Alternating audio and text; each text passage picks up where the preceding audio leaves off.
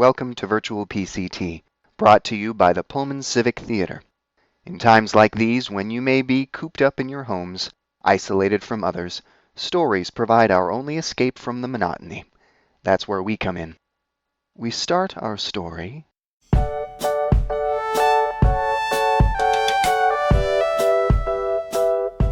Suppose the master of a house leaves on a journey to acquire treasure.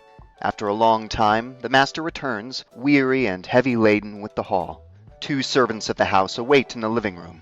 The room has charming decor, smart furniture, a blend of quaint and modern styles, perfect for someone who wants to appear charming, smart, and well-blended. A sofa sits near the open window. Resting on the sofa are Bear and Pillow. Bear is a new stuffed bear, wearing a garish bow or a beret or some other attention-grabbing expression of a nervous personality. Pillow sits nearby, well-worn but attractive, a cushion of a classical sensibility. She's getting out of the car now. Yeah? I see several bags. Christmas shopping. Could be anything. Not terribly good for you. Decidedly inauspicious. I didn't come in a box or a bag. I was made by hand and special. And what's that word? Heirloom. You can't be an heirloom if you've only been here for 2 days. She's coming up the steps. You can if you're special. You aren't special. Step 7, 6. Would you stop? Every Step day 5, with the steps. Don't you know how many steps they are by now? 3. I'm giving you the courtesy of a countdown to your demise, so you can prepare. Prepare for what? I was placed here same as you, and there ain't nothing neither of us can do about it, right? Yeah, we're here for a long time. Good and long. Forever, you might say. Irregardless, I ain't demonized or whatever you said. Forgive me. Let's try a different word. I believe doomed would be an appropriate selection, even up a creek, perhaps careening down the face of the mountain to your incompetence. Oh, stuff it, you old beanbag. Why hasn't she come in yet? She's gone back down the steps.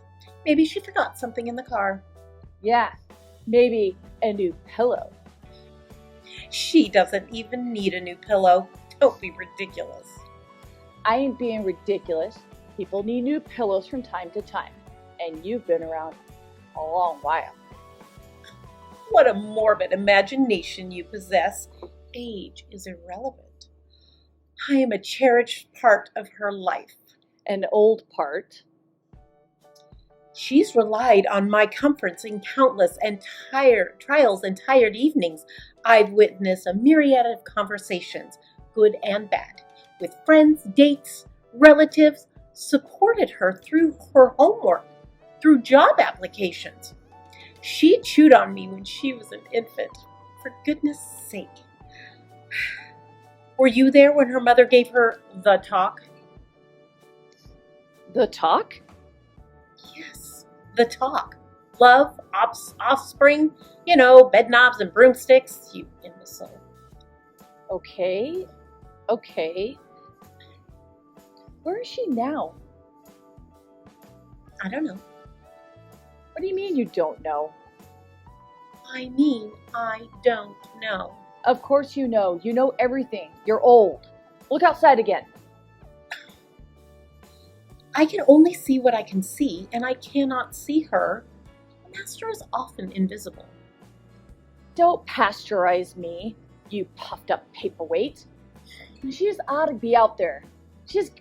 We've got to see what's in those bags. The master will bring what is necessary. Yeah, you can say that because you can't imagine being tossed out. Some of us don't have that kind of confidence. It's true. I must admit I hold a favored position. She's relied on my comforts for forever. heard that song. Skip to the one that tells me that I'm her favorite, that I'm perfect. She loves my fluffy fur. I don't gotta make friends with the cottage cheese at the bottom of the garbage can. Can't take the garbage can. Rotten attitude really stinks. The master of the house rushes inside with an armful of shopping bags. She drops her things in front of the couch, stalls in a moment of panicked indecision, then dials her husband. She thinks she found everything, but still isn't sure his parents, the barristers, will be impressed. I just don't want it to be tacky, you know? Like I'm trying too hard. Well, what if it isn't quite what she's expecting, or it's not quite what she likes, or she's allergic to something and her eyelids puff up and I don't have any Benadryl? Oh shoot, we don't have any Benadryl. Hey, do you know when the pharmacy closes? It's not just a nice dinner. Stop calling it that. A nice dinner is what she'll say if she hates it. And I don't want her to hate it. You don't know what she might hate. I didn't mean you don't know your own mother. I meant, yes, I know what she said at the wedding. I'm sure she'll take the first opportunity she gets to remind me.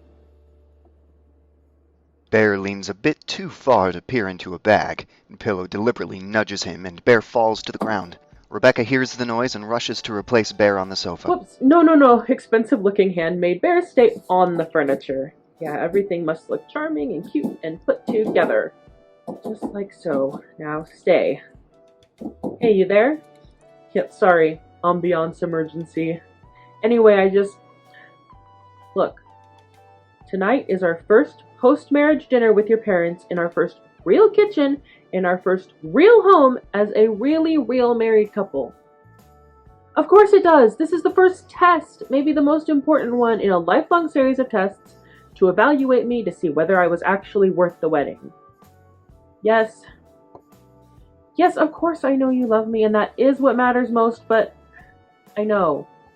All I'm saying is, ceremonies are great and beautiful and I loved our wedding, but I just don't want to be married in. I want to really be family, you know? Thank you. And sorry for getting all... Yes, I will, and I'll try to remember. I love you too. Okay, bye. Okay, check the turkey, start the sauce. She exits with the bags. One bag is left, resting on the sofa between Pillow and Bear. It's just within arm's reach. Bear and Pillow eyeball the bag and try to look casual. Say, friend, when you had that unfortunate accident earlier, did you happen to see what was inside by any chance? No. My head almost fell into one of the other bags. I saw some canned veggies in that one. Ah, vegetables. Yep, I'm probably just making dinner then. That would follow, yes, I'm sure. So there's probably nothing interesting in this one. Maybe just more dinner stuff. Oh, doubtless. More dinner materials. Yep. Rebecca enters, running. Bathroom first, then turkey, then sauce. She realizes she's still carrying a bag, drops it, then runs to the bathroom. Bear and Pillow continue eyeing both bags now, craning their necks to peek inside. Did you see a spot on my face earlier? I don't recall. She must have rubbed it off. Sometimes I think I attract dirt. Like a lightning rod, you know? That's lightning. What? A lightning rod. It attacks lightning, not dirt. Yeah, so? You just said a lightning rod attracted dirt. I was correcting you. No, I didn't. Well, I'm fairly certain you did. I said I attracted dirt like a lightning rod. Indeed. And that was incorrect. So I took the liberty to correct you. It's a simile. Duh. Do you even know what that means? What? I ain't got the smarts to know what words mean? I've counted several already. You figure I'm some kind of dummy? Some kind of Winnie the Pea brain. Is that it? Well, let's not give ourselves too much credit. A Teddy Ribsville? A Babaloo Bumpkin? A some Dopey the Bear? Only you could prevent boring fire, sneaking poop. Is that what you think of me? I must say. Come on, man. If you insist on, Just say what you mean for once. you do understand that if You I are start, a glorified pacifier, you backpedaling baby bumper, you... aggravated buffoon, you rank simpleton, you are the mosquito in my ear, the nails on my chalkboard, the very mortar, in the very bricks, in the very wall by which I am forced by Providence to attempt some semblance of polite conversation every grinding and futile moment that passes before me, never to be returned or made up for. The axe is laid unto the root. Pray it doesn't cut any further. That of course. Pillow makes to give a retort, but stops himself. So, there's nothing on there now? Pardon? No spots? Oh, no, quite clean. Cool. Good deal. The picture of tidiness. Rad. Pictures. I like those. I say, that buzzer's been going off for a while now, hasn't it? Rebecca enters, running again, now on her cell phone. Actually, get the chocolate instead, Judy. But not the one with the peanuts. She might be allergic. She notices the bag in the middle of the room, grabs it, then runs off. Stupid turkey. No, not you. The turkey. Bear and Pillow each sneaks an arm toward the bag between them, so the other won't notice. Say, did you hear about the desk lamp on the second floor, in the second floor bedroom? No. What's up? Isn't shining as well lately. Oh no. Sad to hear that. What is the problem? Well, I've got it from a very reputable source. You know, the shower curtain. Yeah, I love her. She's great.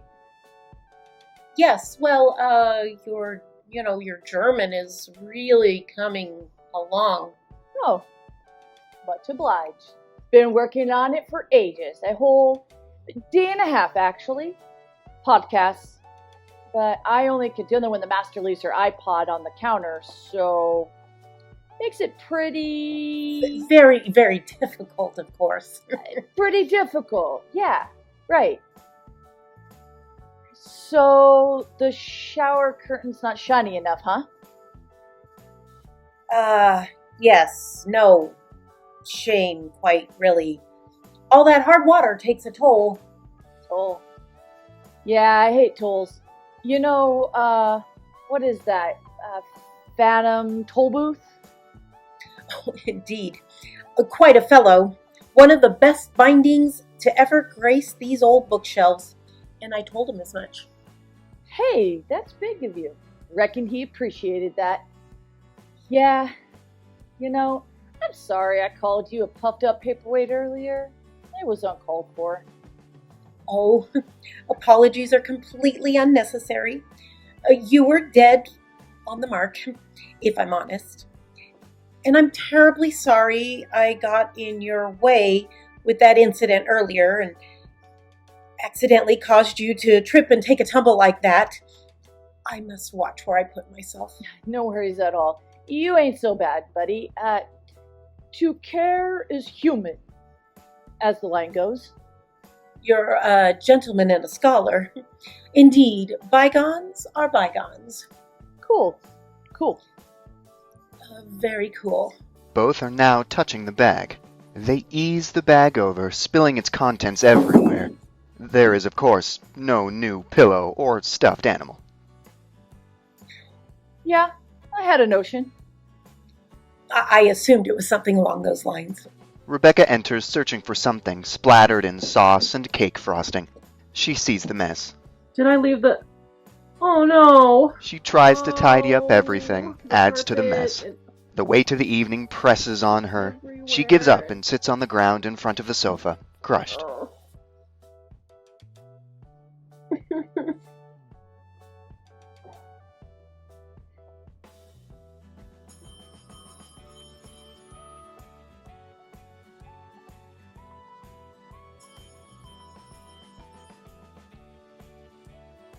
Hey, I said without peanuts. You know what, Judy? Just bring all of them. Call me when you get to the pharmacy. She absently tosses the phone on the sofa, and it hits Bear. She reaches up, grabs Pillow, and pulls him down to her. She nibbles on him. Pillow doesn't hate it. Bear rubs the ouchie where the phone hit him, sees the master crying, and sees Pillow getting all the love, and is overcome. Pillow is lost in the rapture of comforting his master and receiving nibbles, and doesn't notice Bear. Rebecca reaches up to get her phone, feels Bear sitting there, decides 2 stuffies are better than 1 right now, and pulls him down with her. She embraces them both tightly.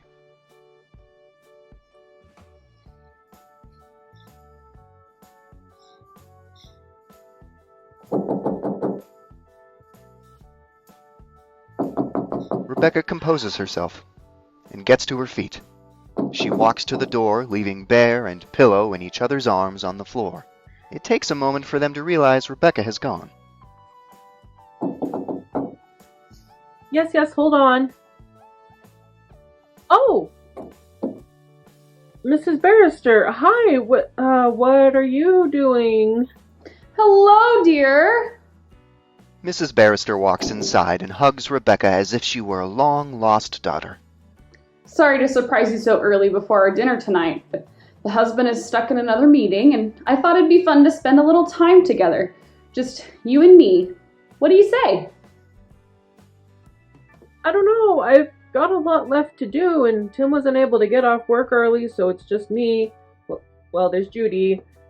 So I'm not too late after all. Praise be. I always hate to waste a good visit with idleness. Now, what are my orders? I'm sorry? Your dinner, love. There I was, driving alone, by myself, like a blessed goldfish in the sea, thinking I'd show up early and be a right nuisance, lathering in the background while you sipped your tea to stave off questions about my morning medications. But praise be, I get to be of use. Now, I'm sure you've got your own procedure.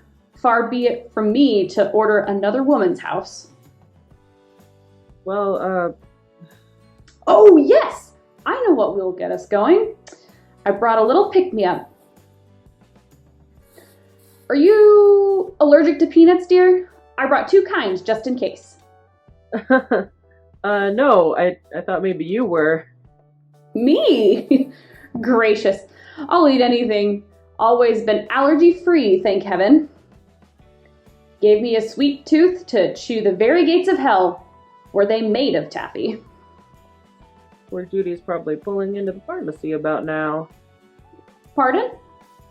Nothing. Okay, well, thank you so much for the help. The kitchen is this way. Whoops. Pardon the, Rebecca stoops to quickly replace Pillow and Bear. Oh, what a lovely bear! Reminds me of the one I had as a little girl. My father bought it for me before he... She scratches Bear behind the ear and rubs his head. Little honey face, soft and warm, hold tight to me and fear no harm. Bear beams doe-eyed. found him at a pawn shop of all places. Looked so lovingly made, I just couldn't leave him there. Kinda silly, right? What do I need a stuffed bear for? Nonsense! You were right to liberate him, precious thing. She bends to look Bear in the eyes. Someone worked very hard to make you great. Don't you settle for anything less. Rebecca affectionately nudges Pillow. Rebecca, may I say, I'm so excited you decided to have us over so soon after the wedding. If I'm honest, I must admit I wasn't certain you'd approve of me. And it does get so lonely at the house sometimes, with Richard still so hard at work. Bless him. I'm just so glad you've joined our family. All fears removed, she hugs her. It's my pleasure. Mom? Rebecca picks up the remaining bag, and they make their way to the kitchen.